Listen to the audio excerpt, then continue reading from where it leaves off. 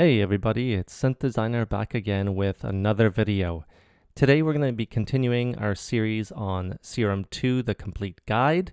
If you're not familiar with the series, I basically take you through all of Serum 2 and its various facets and features. I explore some of the features that were also in Serum 1, but I try to show you some of the new features that are available in Serum 2 and really what makes it stand out from a lot of other synthesizers. Please go check out my previous videos and let me know what you think of this series. If you're feeling like I missed something, please feel free to let me know down in the comments. And today I will be looking at the Granular Mode.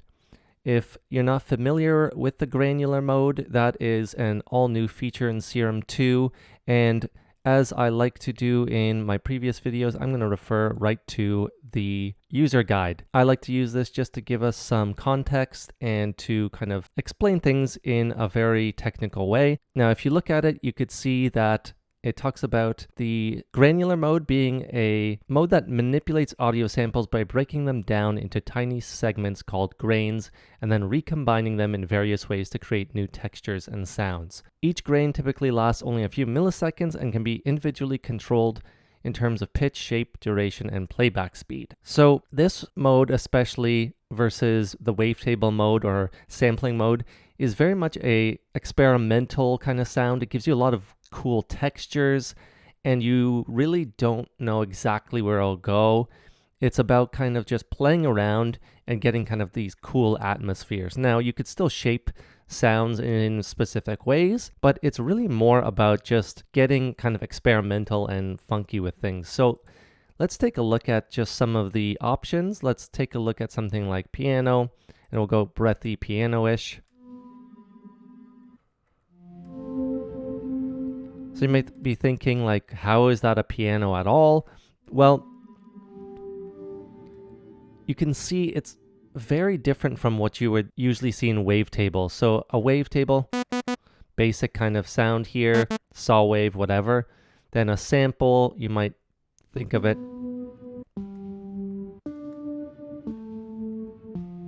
It's kind of like a piano sound.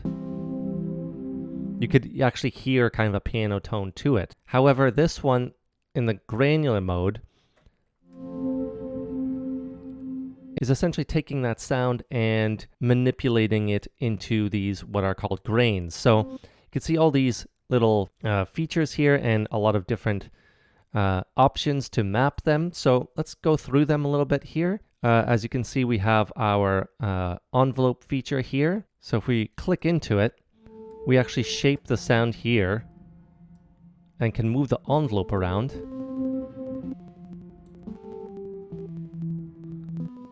As you can imagine, since this is kind of like shaping the sound, it's moving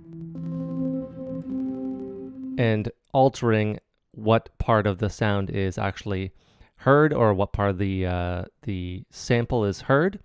So we'll play around with that in a moment, but right now it's on one-shot mode, and you can leave it there, but it's kind of going to limit you on this kind of wavetable function or this granular wavetable here.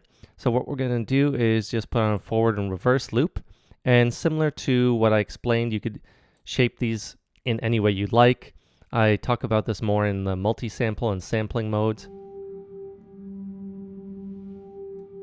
You can see it kind of moves back and forth now.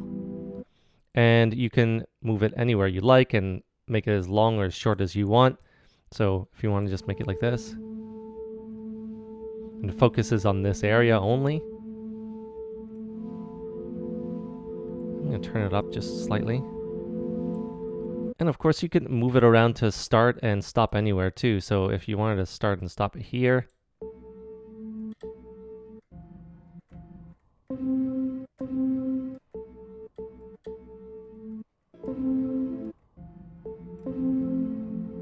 so I'm going to go back and start at the beginning again and just keep this size. You can hear you're getting a lot of texture there. And of course you can change the unison. It's super detuned. You can turn the detuning way down.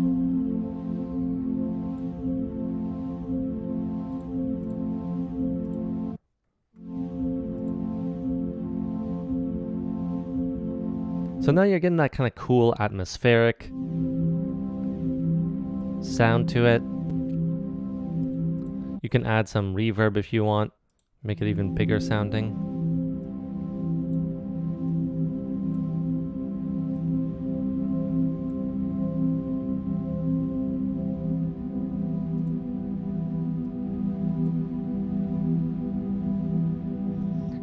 We can filter it. Now we're not getting that kind of high-end hissing sound, that white noisy sound.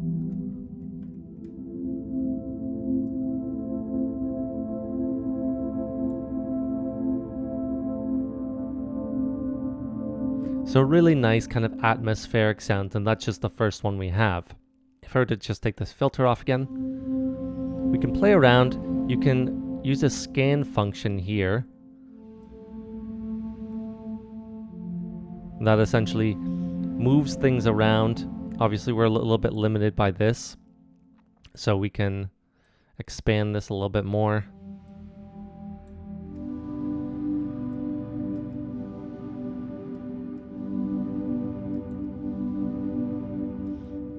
And we can also, the cool thing is with the granular function or the granular mode, you have all of these affecting this. So right here is the density of these grains. So it's hard to explain this in very technical terms.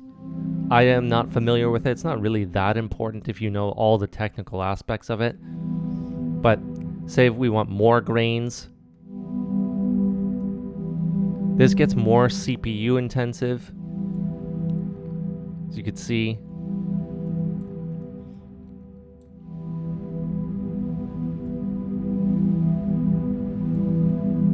it's essentially making the grains a lot more dense, I guess. And it gives you kind of a bigger sound, which in fact alters your CPU usage. And you can change the pitch of things. So it's essentially another detuning function here. And then the length of the grains as well. And again, upping this will change some of the CPU usage.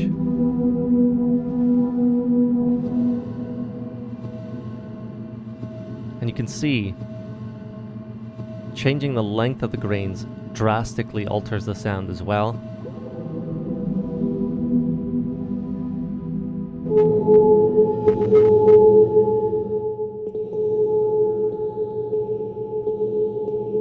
And you can, now you have this kind of bell-like sound.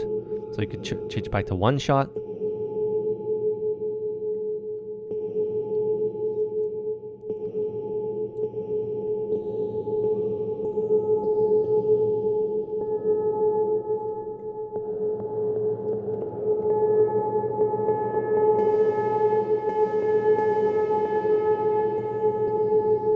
So you really don't know exactly where things are going without experimenting here. This one changes, it makes it at the length at random.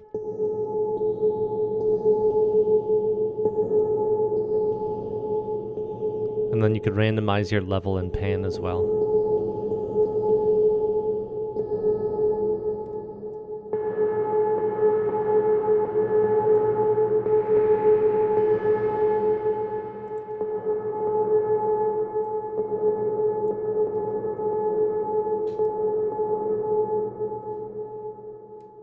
So really kind of cool experimental kind of sounds that you could create here, all through just some basic experimentation here, just turning some knobs and having fun.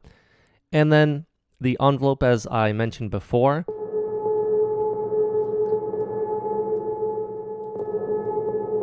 can shape things how you want them to shape. So if we go back to the forward reverse loop, turn this off.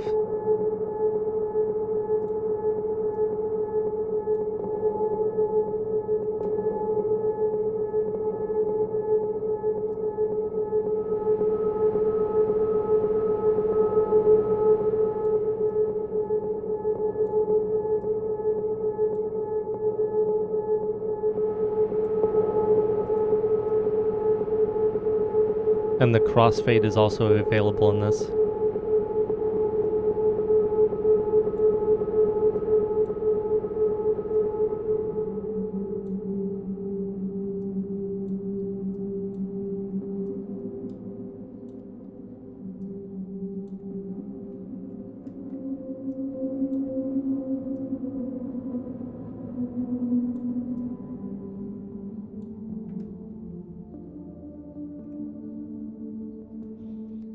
So let's experiment maybe with another one. We're going to open up a different factory sound here. So let's do, oh, I don't know. I have not tried most of these, so.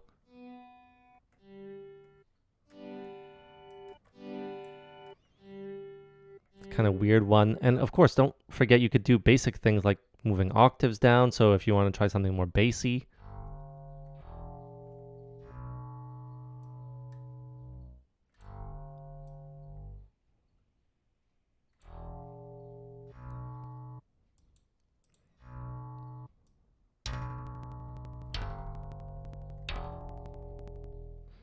So this envelope really does make it plucky if you want it.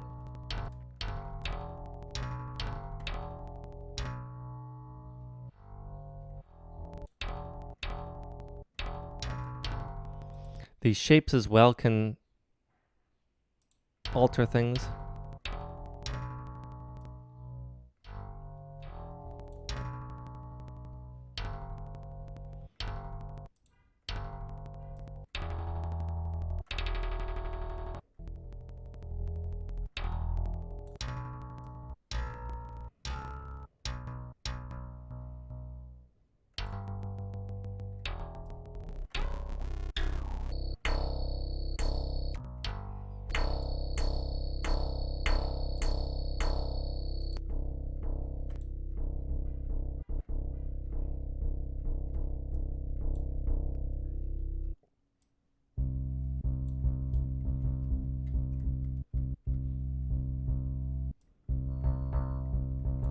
Now we got a great kind of guitar sounding bass.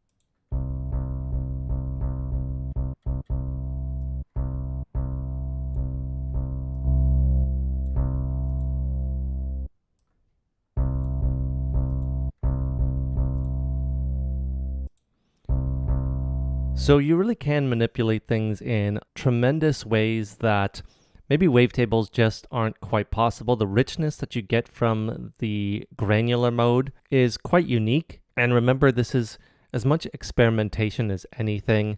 I can talk about the features and this and that, but really it's about experimenting and just having fun with things. And as you can see, we created different sounds from the same sample, and it was quite unique in depending where you go, even by just changing the octave here.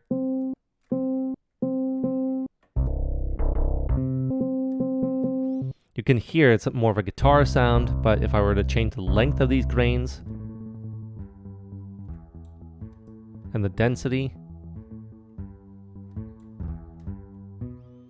and shaping the envelope differently, we've all of a sudden come to a kind of pad sound where we started with that bass sound. So just experiment and remember that this is meant to be kind of a fun, different mode that can unlock a whole bunch of unique sounds, and hopefully you have fun with it. Let me know again in the comments if you want me to explore more of this granular mode. I'm sure I'll do some presets with it at some point, but I would love to hear your comments. Anyway, I hope you enjoyed this video. I'll see you all next time.